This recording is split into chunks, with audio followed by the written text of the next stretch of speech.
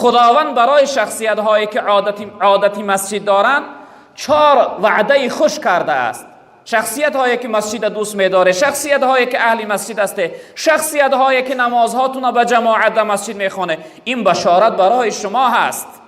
یکمش خداوند بروحین، خداوند وعده کرده است که حیات این جمله مردم حیات خوشبختانه میگردانم، حیاتشون بی غم و درد میگردانم، رنج و مشقت از حیاتشون دور بی برکتی از حیاتشون دور میگردانم. یعنی یک حیات شاهانه، یک حیات خوشبختانه برای اهل مسجد خداوند نصیب میگردانم. و رحمه، دویم خداوند وعده رحمت کرده است که اهل مسجد از رحمت خودم سیراب میگردانم. یعنی که رحمت الهی تمامی خوشی هایی که در دنیا و آخرت وجود دارد، رب العالمین گفته ای رحمتم اهل مسجد سیراب میگردانم. و الجواز علی الصراط، و برای اهل مسجد من یک خبر میدهم که از پل صراط گذشتن اونها را من به گردن میگیرم، اونها را از پل صراط میگذرانم. پل صراط چی چیز است برادری عزیز؟ یک راهی هست که به نهایت باریک، در یک روایت جناب پیامبر گفتند از موی سر باریکتر، از دم تیغ تیزتر در بالای دوزخ کشیده شده است. هر انسانی که جنت میخواه و داخل جنت میخواه شود باید حتما از روی پل صراط گذره، چون که راه جنت است. پل صراط یک کوپری که هست، یک پل هست که از بالای او انسان میگذره و در جنت داخل میشود. این پل صراط چقدر است مسافش؟ پیغمبر بزرگوار گفتن که 1000 سال انسان بالا میبراید در اون راه باریک، 1000 سال بالا میبرایی، 1000 سال دیگر راست میروی، بعد از اون 1000 سال دیگر پایان میخنبی. 3000 ساله راهی که از موی سر باریکتر است، از دم تیغ تیزتر است. برادری عزیز بزرگوار، کدام این جمعیت جرأت میکنه دست برداره بگه من گذشتش میتوانم؟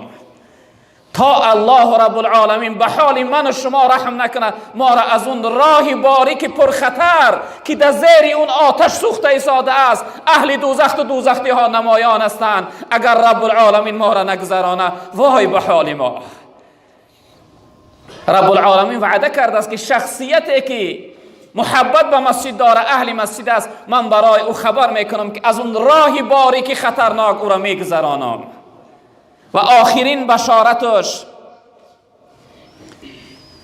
الى رضوان الله الى الجنه، پروردگار خبر و وعده داخل شدن جنت برای اهل مسجد داده است. برادری عزیز بزرگوار، خداوند تو را وعده کرده است که حتما من تو را داخل جنت میگردانم، اگر به شرطی که این مسجد آمدن در ریایی نباشه، خودنمایی نباشه، منافقانه نباشه، برای شور اندازی و خیانتکاری نه آمده باشی، برای سخنچینی نه آمده باشی، برای آزار دادن مردم نه آمده باشی، برای تفریقه جمعیت و جامعه نه آمده باشی.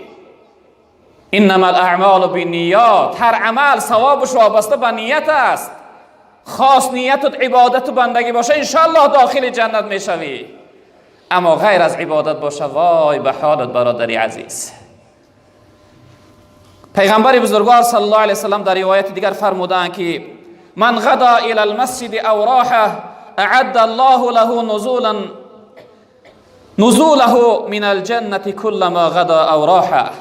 هر شخصیتی که عادت داره سحرگاهان و بیگاهان به سوی مسجد می آید، سحر نمازی بامداد می آید، پیشین می خوانه، عصر می خوانه، و بیگاه وقتی دیر نگاه نکرده نماز تراویح می آید، خداوند برای این شخصیت هر باری که مسجد می آمده است پروردگار در جنت براش یک بوستان سرا و یک ضیافت براش آماده می کرده است، براش تیار می کرده است. یک جای استراحتگاه، یک سیاحتگاه، یک جای دم گرفتن که نوع لذت ها و زینت ها در اوجا وجود داره، خداوند برای این شخصیت در جنت آماده و تیار می کرده است. برادر عزیز بزرگوار، در روایت هم داریم وقتی که روزدارها در این ماه زحمت میکشند، گرسنگی و تشنگی میبینند، رب العالمین با سوی جنت خطاب میکرده که ای جنت خود را زینت بده، خود را زیبا بگردان، چون که بنده های من برای داخل شدن تو خود را آماده کرده سادند. امروز در دنیا رنج میبینند، گرسنگی و تشنگی و ناراحتی میبینند، من اینها را از رنج و گرسنگی و تشنگی آخرت خلاص میگردانم. ای جنت خود را زیبا بگردان، زینت بده، خود را آماده کن برای بنده های واقعی و حقیقی من. برادری عزیزی که امروز مسجد آمده، این لحظه ملائکه ها و اهل جنت برای تو در جنت ضیافت آماده دارن. انشاءالله بعد از اینکه از دنیا رفتی اون همه خوبی ها را از خود میکنی. در روایت دیگر پیغمبر بزرگوار صلی الله علیه وسلم گفتند در روز قیامت هر 7 گروهی مردم خداوند از عذاب خلاص میکنه و در سایه عرش جا میکنه. یکی از اونها شخصیتی هست که و رجل قلبه معلق فی المساجد، شخصیتی که دل بستگی به مسجد داشته باشه، شخصیتی که از مسجد ناراحت نشوه، شخصیتی که امروز متاسفانه اکثر برادرها وقتی داخل میشوند هر لحظه دیگه ساعت نگاه میکنن، بس نمیکرده باشن نماز سر نمیکنن، یک طرف ایمان سلام داده نداده برآمدن سر میشه، مثل اینکه در یک قفس در یک زندان محکم باشن. کمی در درگاه خدا در درگاه صاحب مولا صبر کن، کمی بیست چی ناراحت میشه؟ میبرای چکا میکنی؟ در قدیره یا لغلق میکنی یا یک کس غیبت میکنی یا یک گناه میکنی؟ از مسجد ناراحت میشوند. سبحان الله، چی بدبختی هست.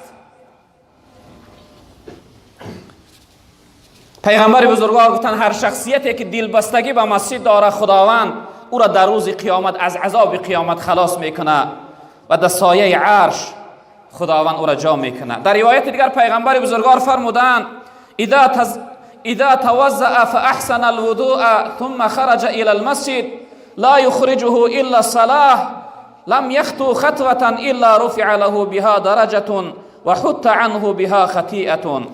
وقتی انسان در خانهش طهارت میکنه از خانه بیرون میشوه با سوی مسجد آمدن، قصد نیتش فقط نماز خواندن است، دیگر چیز نیست. بعضی انسان ها میگن من نماز مسجد برم فلانی در کار من همونجا از جماعت میابمش.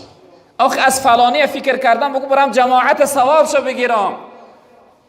انسان فقط و فقط قصد و نیتش چی باشد؟ در مسجد نماز خواندن.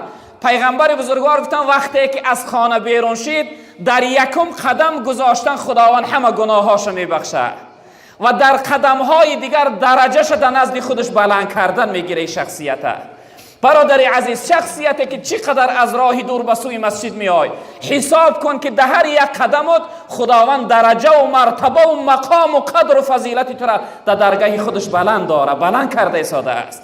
خوشا به حال شخصیتی که از راه دور به سوی مسجد میایی.